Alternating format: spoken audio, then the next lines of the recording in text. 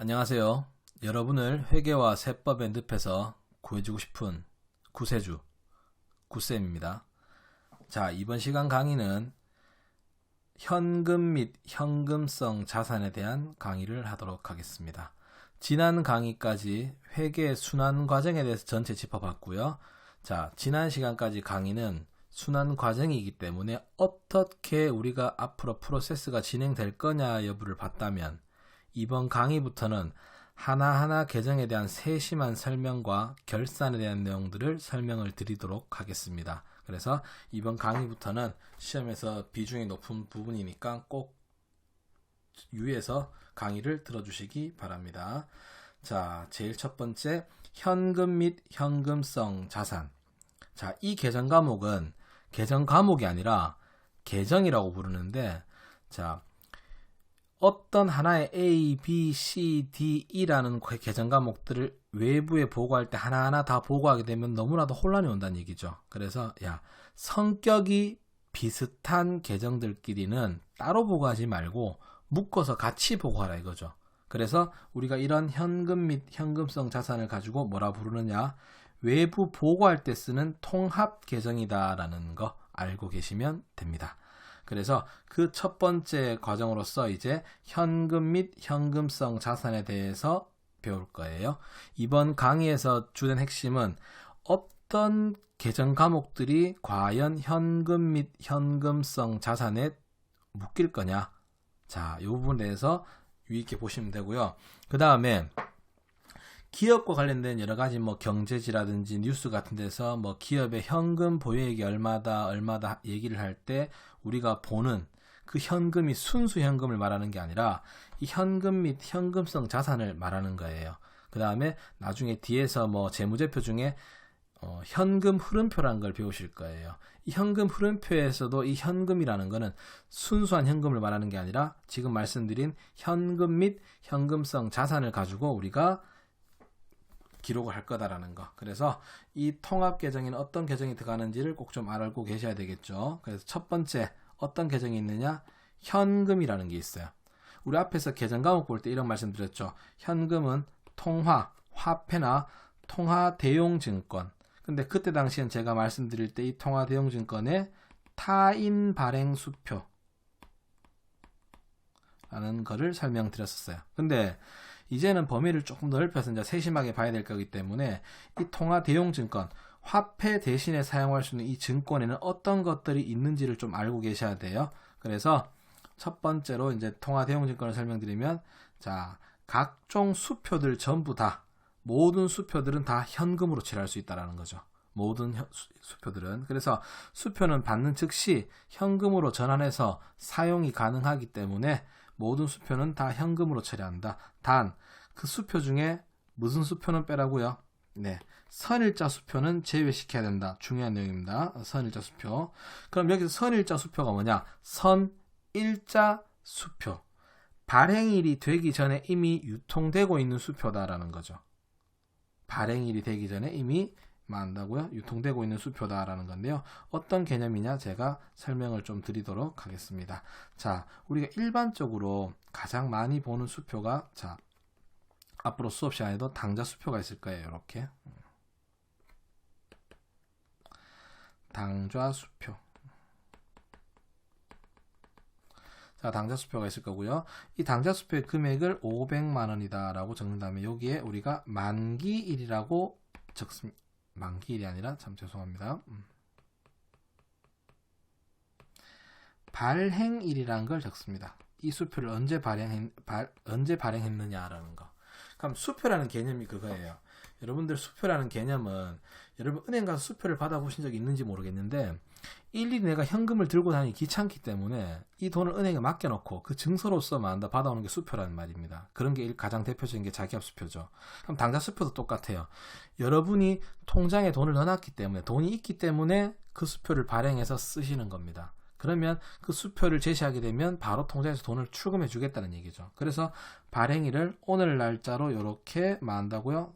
적어줄 거예요. 오늘 날짜를 기록할 겁니다. 자, 그런데 요거는 그렇지만 다르게 예를 들어보면, 당좌 수표가 있는데요. 금액을 500만원 적어 놓고요. 발행일을 뭐 12월 31일자로 적는다. 아직까지 기간이 남았다 이거죠. 먼 미래다라는 얘기죠. 미래. 자, 그러면 오늘자로서 수표를 줬지만 이 수표는 발행일이 언제라고요? 12월 31일입니다. 그럼 12월 31일이 돼야지만 이 통장에 돈이 들어가기 때문에 만다고 출금이 가능하다는 얘기예요. 됐습니까? 그럼 이건 일반적인 수표와는 형태가 조금 다르다라는 겁니다. 그래서 이 수표는 그럼 어떻게 처리해야 될까? 그러면 결론은 이 수표는 용지는 수표지만 언제까지 기다려야 된다고요? 12월 31일까지 기다려야지만이 뭐가 되는 거다? 현금처럼 쓸 수 있는 거다 이거죠. 그래서 얘는 용지는 수표지만 쓰이는 형태가 뭐하고 비슷하다고요? 그렇죠. 어음하고 비슷하다. 그래서 이 선일자 수표라는 부분은 항상 우리가 뭘로 회계 처리하게 돼 있다? 어음으로 처리하게 돼 있다. 이게 상거래, 재고자산일 때는 뭐 한다고요? 받을어음, 지급어음이 될 거고요. 그 다음에 재고자산이 아니라면 미수금, 미지급금으로 처리하실 거다라는 거 알아두시고요. 자, 그 다음에 또 두 번째 현금으로 갈 수 있는 게 뭐가 있느냐? 각종 환증서, 환자 들어가는 거 전부 다 현금으로 갈 수 있어요. 환자란 건 어떤 대체, 바꿀 수 있는 거다라는 거예요. 이게 환인데 실제로 환을 요즘에 잘 쓰지는 않습니다. 잘 쓰지는 않는데 자, 아직까지는 시험에서는 많이 나올 거예요. 그래서 뭐 대표적으로 우편환, 전신환, 외국환 뭐 이런 환자가 있을 겁니다. 이 환자들도 전부 다 현금으로 간다라는 겁니다. 뭐 쉽게 제가 뭐 예를 하나 들어본다면 우편환이라는 게 요즘에 쓰진 않을 거예요. 요즘에는 뭐 통장 송금을 많이 할 거니까 우편환이 어떤 거냐면 예를 들어서 뭐 저기 어느 지방에 친구가 결혼을 한다. 그럼 여러분들은 당연히 그 결혼식에 참석해서 축하를 해주셔야 되겠죠. 근데 축하만 해주는 게 아니라 당연히 뭐도 줘야 됩니까? 그렇죠. 축의금도 줘야 되겠죠. 그런데 본인이 직접 갈 수 없는 상황이다 이거죠. 그러면 그때는 가는 다른 사람 편으로 축의금을 보내실 겁니다. 맞죠? 그런데 가는 다른 인편도 없다 이거죠. 그럼 어떻게 해야 되느냐? 요즘에는 뭐 친구한테 카톡으로 문자 넣어서 계좌번호 찍어주세요 하면 제 계좌번호 받아가 송금해주고 하지만 예전에는 그런 걸 별로 안 좋아했어요. 서로 뭐 예의가 있고 해갖고 뭐 주소 불러달라 해도 안 불러주고 하니까 어떻게 하느냐? 제가 직접 우체국을 가는 거죠. 우체국을 가서 그분 받을 사람 수친에 대한 주소를 적습니다. 적어주고 돈 10만 원을 좀 보내주세요 라고 그분한테. 송금이 아닙니다. 보내주세요. 그러면 그 우체국에서는 빨간색 용지를 만들어서 등기 형식으로 우체부 아저씨가 직접 그분한테 그 용지를 전달해 주세요. 그럼 그 용지를 받으신 분은 우체국 오면 바로 현금으로 전환해 준다라는 거죠. 그런 게 환증서입니다. 그래서 이런 환증서 사용하진 않지만 시험에서 잘 나오니까 꼭 기억해 주십시오. 환자 들어가는 거 다 현금입니다. 우편환, 송금환, 전신환, 외국환 전부 다요. 그 다음에 각종 지급 통지표들. 지급 통지표. 자, 여기서 각종 지급 통지표라 하면 제가 지급 통지표라고 적었지만 어떤 것들이냐? 배당금, 그 다음에 이자, 그 다음에 국고 송금 통지표들이 있을 겁니다. 자, 어떤 거 있느냐? 배당금이라는 거는 말 그대로 배당금 받는 거. 자, 예를 들어서 제가 어떤 A 기업의 주주다 이거죠. 뭐 대표적으로 예를 들어 보겠습니다. 우리나라 가장 대표적인 기업 삼성전자 주주다. 그럼 삼성전자의 주주가 몇 명일까요? 되게 많겠죠. 이 많은 주주들한테 일일이 찾아다니면서 만다 배당금을 준다는 건 힘들겠죠. 그래서 어떻게 하느냐? 이사회에서 주주총회에서 배당이 결정되게 되면 주주 명부라는 게 있습니다. 우리 회사 주주들에 대한 주소지가 적힌 게 있어요. 이 주주 명부를 통해서 각 주소지로 우편을 보냅니다. 자, 본인이 가지고 있는 주식이 몇 주고 우리가 이번에 배당이 한 주당 얼마가 결정되었으니까 총 배당금 얼마를 은행 가서 찾아가세요라고 하는 통지표를 알려요. 그럼 그 통지표를 받은 사람은 은행 가서 제시하게 되면 바로 현금으로 전환해 준다라는 거죠. 그런 것들을 배당금 통지표 혹은 배당금 영수증이라고 부릅니다. 그런 것들도 있고요. 그 다음에 이자 지급 통지표 뭐 있느냐? 우리 주식 외에 또 다른 투자 상품 채권들이 있죠. 채권은 돈 빌린 겁니다. 맞습니까? 이 채권을 보유하고 있으면 똑같이 연말에 채권자들한테 이자를 줘야 됩니다. 이 채권자도 많기 때문에 일일이 찾아다니는 거 힘들죠. 그래서 이자 받아가세요 하면서 채권에 대한 만다고요. 이자 지급 통지표를 각 주소지로 보낼 거예요. 똑같이 해도 은행에 가면 현금으로 전환이 가능하다라는 겁니다. 그 다음에 국고 송금 통지표라는 게 있어요. 국고 송금 통지표라는 건 정부나 지자체 또는 정부 기관들 있죠. 이런 기관들에서 여러분에 대해서 뭐 돈을 줄 게 있다 이거죠. 그러면 당연히 신청서 쓸 때 계좌번호를 쓰실 거예요. 쓰실 건데 내가 모르고 계좌번호를 빼먹었다. 혹은 적었던 계좌가 없는 계좌라든지 잘못된 계좌다 이거죠. 그러면 공무원이 직접 본인들한테 전화해서 계좌번호를 물어보느냐? 절대 물어보지 않습니다. 정부 기관들은 절대 계좌번호를 유선상으로 묻진 않아요. 그럼 어떻게 하느냐? 본인이 적어준 이 계좌가 안 맞고 빠졌으니까 내가 가상 계좌에다가 입금을 해놓을 테니까 네가 찾아가라 이거죠. 그래서 국고송금 통지표를 주소지로 보냅니다. 그럼 이 통지표를 받으신 분들은 우체국 또는 농협에 가시게 되면 바로 뭐 한다고요? 출금이 가능하다라는 거죠. 요런 국고송금 통지표도 뭘로 본다? 현금 본다. 그래서 공통사항이 배당금이든 이자든 국고송금 통지표든 간에 전부 다 뭐 한다고요? 바로바로 현금 전환이 가능하기 때문에 이런 부분은 현금으로 처리할 수 있다는 거 알아두시고요. 그 다음에 또 다음 일람 출급어음이라는 게 있습니다. 일람 출급어음. 얘는 또 용어가 어음인데도 불구하고 뭘로 들어와 있다? 현금이라고 되어 있습니다. 자, 일람 출급어음은 뭐냐? 만기일이 기재되지 않거나 만기일이 도래한 어음을 우리가 일람 출금 어음이라고 부릅니다. 우리가 알람이라 그러죠. 알람. 말 그대로 날짜가 도래했다 이겁니다. 알려주겠다 이거죠. 그래서 일람 출급 어음. 날짜가 도래했으니까 바로 돈 줄게. 이런 어음이다라는 거. 그래서 우리가 뭐 예를 들어서 본다면 어음 같은 경우에 우리가 가장 대표적인 어음 뭐 있습니까? 약속어음이 있죠. 약속어음. 그러면 어음에서는 가장 중요한 날짜가 뭐냐? 중요한 날짜가 만기일입니다. 만기일. 언제 돈 줄 거냐 이거죠. 약속이니까. 그러면 이 만기일을 우리는 언제? 원래 뭐 12월 31일이다. 뭐 날짜를 적어줘야 되겠죠. 적어줘야 되는데 그렇지 않다. 그냥 안 적어줄게. 안 적어줄게. 그럼 해석은 딱 하나죠. 만기가 없다 이거죠. 만기가 없으니까 돈 안 주겠다 이 소리는 아니겠죠. 만기가 없으니까 언제든지 와서 뭐 한다고요? 돈으로 바꿔가라 하는 게 뭐 한다고요? 이 일람 출급 어음이다라는 거. 그래서 이 일람 출급 어음 같은 경우에는 만다 용지는 어음이지만 뭘로 처리한다고요? 현금 처리한다는 거 기억해 주시고, 여러분이 여기서 조심해야 될 거는 딱 두 가지. 선일자 수표는 수표지만 현금으로 보지 않고 어음으로 간다라는 거. 그 다음에 일람 출급 어음은 어음이지만 어음으로 보지 않고 뭘로 본다? 현금으로 본다라는 거. 수표처럼 본다라는 겁니다. 자, 이렇게 두 가지 계정을 좀 두 가지 부분을 좀 조심해 주시면 되고요. 여기서 그러면 제가 하나 강조하고 싶은 게, 왜 이렇게 힘들게 해놨느냐. 제가 항상 말씀드리죠. 회계는 그 단어를 보시는 게 아니라 목적을 보셔야 된다 그랬습니다. 일람 출급어음은 용지는 어음이지만 쓰이는 형태가 수표와 동일하고요. 선일자 수표는 용지는 수표지만 쓰이는 형태가 어음과 동일하다. 그래서 얘들 둘이를 만다고요. 각각 선일자 수표는 어음, 일람 출급어음은 수표로 처리하는 거다라는 거 기억해 주시기 바랍니다. 그러면 의문점이 좀 드실 거예요. 아니, 그럴 바에는 차라리 선일자 수표를 쓰지 말고 어음을 발행해주고 일람 출급 어음을 쓰지 말고 그냥 수표를 발행해주면 될 건데 왜 이렇게 귀찮게 만들어놨냐 이거죠. 자, 기업에서 근무하시는 분들 아시겠지만 어음을 발행하는 회사는 계속 어음을 발행하고요. 그 다음에 수표를 발행하는 회사는 대부분 계속 수표를 발행합니다. 자, 근데 이 어음을 발행하거나 수표를 발행하는 회사는 이런 용지가 있어야 되겠죠. 어음 용지와 수표 용지가 있어야 됩니다. 근데 이 어음 용지와 수표 용지 같은 경우에는 한 장 단위는 안 팔아요. 참고로 뭐 전자원 같은 한 장 단위 팔지만, 그러니까 제가 그냥 설명을 위해서 뭐 종이 어음이라 그러겠습니다. 자, 이런 어음들은 한 장 단위로 안 팔고 수표도 한 장 단위로는 안 팝니다. 묶음 단위로 사와야 돼요. 그럼 이런 경우가 발생할 수 있죠. 우리 회사는 수표를 주로 발행하다 보니까 수표 용지는 많아요. 근데 어쩌다 한 번씩 우발적으로 만다고요. 어음을 발행하는 경우가 발생할 수 있고, 반대로 우리 회사는 어음을 자꾸 발행하다 보니까 어음 용지는 많이 있어요. 근데 우발적으로 한 번씩 수표를 발행할 수도 있다는 얘기죠.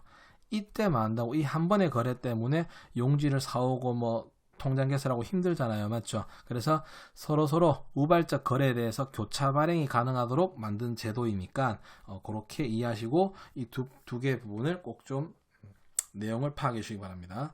자, 이렇게 현금들이 현금 및 현금성 자산에 포함되는 자산이고요. 두 번째 또 어떤 자산이 있느냐? 요구불예금이 있습니다. 뭐가 있다고요? 요구불예금이 있다. 요구불예금은 사용에 제한이 없이 자유롭게 입출금이 가능하다. 여러분들 가지고 계신 거죠. 맞죠? 보통예금 같은 것들. 뭐 이자 받으려고 보통예금 넣어놓으신 건 아니잖아. 맞죠? 보관을 자유롭게 하기 위해서 마음대로 넣었다가 마음대로 빼고, 맞습니까? 이런 것들. 그래서 대표적인 계정 과목에는 보통예금과 당좌예금이 있을 겁니다. 자, 여기서 제가 하나 짚어드린다면 당좌예금이 있고 당좌차월이 있는데, 자, 당좌예금은 수표를 발행할 목적으로 입금해놓은 통장이었죠. 요금을 예금이 맞습니다. 자산입니다. 수표를 발행할 목적으로 예입했다. 근데 뭐가 있냐면 당좌차월이라는 게 있어요. 빌려왔다는 뜻이죠. 당좌차월, 얘는 무슨 계정이냐? 부채 계정입니다. 자, 당좌차월은 뭐냐면요, 당좌 예금 잔액을 초과해서 수표를 발행한 경우 그 예금 초과액이다라는 거. 말 그대로 쉽게 보면 여러분들 일상생활에 마이너스 통장이라고 생각하시면 돼요. 자, 당좌 수표를 발행하려고 그러면 당연하게 당좌예금 통장에 예금된 금액이 있어야 될 겁니다. 그런데 그 금액이 많다고요? 조금 부족해가 어쩔 수 없이 많다고요? 초과해서 발행하는 경우도 발생할 수 있을 거예요. 그러면 초과해서 발행했다면, 예를 들어서 통장에는 100만 원밖에 없는데 내가 150만 원 수표를 발행했다. 그러니까 은행이 지급을 거절하느냐? 그건 아니거든요. 은행에서 대금을 지급을 합니다. 하는데 대신에 100만 원은 통장에서 출금할 거고 나머지 50은 뭐가 될 거다? 그렇죠. 차월, 빌리는 게 될 거다라는 겁니다. 은행에서 돈을 빌려주는 대출 형태가 되는 거죠. 그래서 당좌 차월이라는 거는 뭐가 된다? 부채가 된다라는 거 알아두시고요. 그러면 자, 당좌 차월과 당좌 예금이 있는데, 이 당좌 예금은 어차피 현금 및 현금성 자산으로 보고하시는 거고, 같이 나온 김에 당좌 차월 보겠습니다. 당좌 차월은 어떻게 처리할 거냐? 첫 번째 당좌 차월에서 알아두셔야 될 내용. 당좌 차월 돈 빌리는 거죠. 그럼 뭐가 있어야 된다고요? 담보가 있어야 됩니다. 그럼 담보를 내가 빌리는 당시에 담보를 설정하는 게 아니라 당좌 예금 통장을 개설하는 시점에 그때 바로 담보를 설정하셔야 된다는 거죠. 그래서 그 담보를 부동산으로서 담보를 설정하신다. 그러면 회계 처리가 없다라는 겁니다. 부동산으로 한다면 회계 처리 있다 없다? 없다. 그 다음에 예적금, 돈을 맡긴다 이거죠. 그럼 그때는 이 돈 같은 경우에는 담보로 설정되어 있는 거기 때문에 내가 함부로 사용할 수 있다 없다? 없다라는 겁니다. 그래서 그 경우에 대해서는 우리가 특정 현금과 예금이라는 계정 과목을 사용하게 되어 있다라는 거예요. 부동산을 담보 설정한다고 해서 소유권 이전되는 게 없기 때문에 부동산은 담보 제공해봐야 회계 처리가 없고요. 그 다음에 예금, 적금 같은 것들은 돈을 맡긴 거니까 일단 대변에 현금은 나가겠죠. 그런데 이런 것들은 단기 금융상품이 아니라 사용에 제한이 있기 때문에 만다고요? 특정 현금과 예금이라는 계정으로 처리하게 되어 있다라는 거 다시 한번 기억해 주시고요. 그 다음에 당좌 예금이라는 계정은 자산이고 당좌 차월이라는 계정은 부채입니다. 두 개를 절대 상계하시면 안 된다라는 거. 무슨 말이냐면요.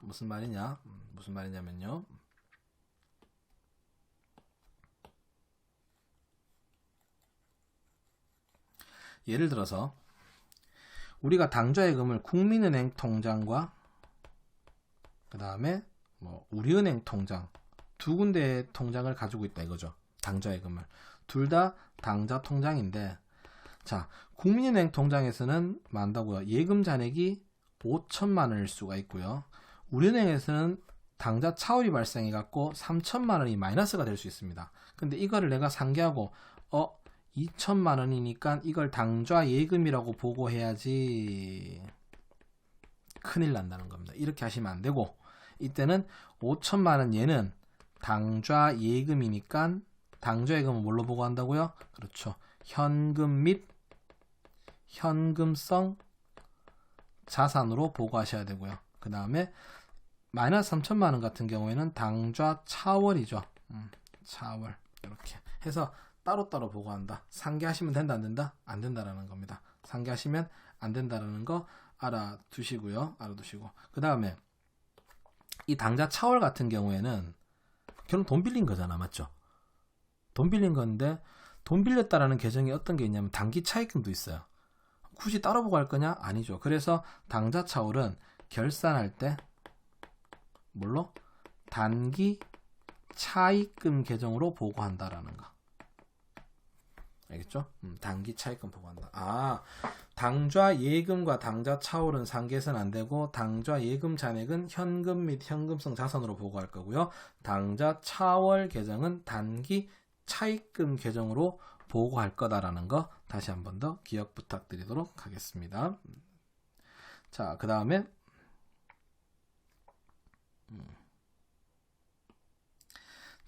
요 당좌 차월이 있는 경우에 당좌 예입 시에 당좌 차월 잔액을 우선 상계한 후에 당좌 예금 처리한다. 이건 제가 그냥 글로 써놔서 여러분들이 힘들어할 수 있는데 그냥 쉽게 생각합시다. 마이너스 통장에 금액이 있는 상태에서 마이너스 통장에 마이너스가 있는 상태에서 금액을 내가 입금을 한다. 그럼 플러스로 남는 게 아니라 마이너스가 불 꺼지고 들어오는 거죠. 맞죠? 예를 들어서 본다 그러면 우리가 원래 입금, 출금, 잔액이다. 통장이. 근데 우리가 현재 마이너스 50이 있었다 이거죠. 그럼 현재 당좌 차월이 있다는 얘기입니다. 근데 이때 내가 입금을 80만 원 했다 이거죠. 그럼 잔액이 80만 원 되는가요? 아니잖아요. 잔액은 얼마? 30만 원 되겠죠. 잔액이 30만 원 될 때는 그러면 차월 50만 원을 상환하고 남는 돈 30만 원만 내 통장에 잡힌다라는 거죠. 그래서 다시 본다 그러면 당좌 차월 잔액이 있다면 당좌 예입할 때 당좌 차월 잔액을 우선적으로 상계한 후에 나머지를 당좌 예금으로 처리해 주시면 된다라는 겁니다. 맞죠? 요거 기억해 주시고요. 그래서 요금을 예금 중에서도 중요한 내용은 당좌 차월 쪽이니까 당좌 차월을 좀 봐주시기 바랍니다. 당좌 차월은 마이너스 통장이다. 예금 잔액을 초과해서 수표 발행한 거고요. 차월은 보고할 때 단기 차입금으로 보고해야 된다는 거 알아두시고요. 그 다음에 담보를 제공한다면 부동산을 담보로 설정하면 회계처리 없고, 그 다음에 보증금이나 예적금을 담보로 설정했다면 그 이름을 특정 현금과 예금이라는 계정 과목으로 사용해 주셔야 된다는 거. 그 다음에 당좌 예금 잔액과 당좌 차월 잔액이 동시에 남아있는 경우에는 무조건 망한다고요? 상계해서는 안 된다는 거 기억하시고, 그 다음에 당좌 차월이 남아있는 경우에 당좌 예입을 하게 되면 당좌 차월 잔액을 우선 상계한 후에 나머지 금액을 당좌 예금으로 써 처리해 주시면 된다라는 거 다시 한번 봐주시고요. 자, 현금 및 현금성 자산에 대한 첫 번째 강의는 오늘 여기까지로 마무리 짓고요. 자, 강의 들으신다고 고생을 많이 하셨고요. 자, 강의 완료 후에는 구독과 좋아요 꼭 부탁드리도록 하겠습니다. 자, 오늘 강의는 여기서 마치도록 하겠습니다. 감사합니다.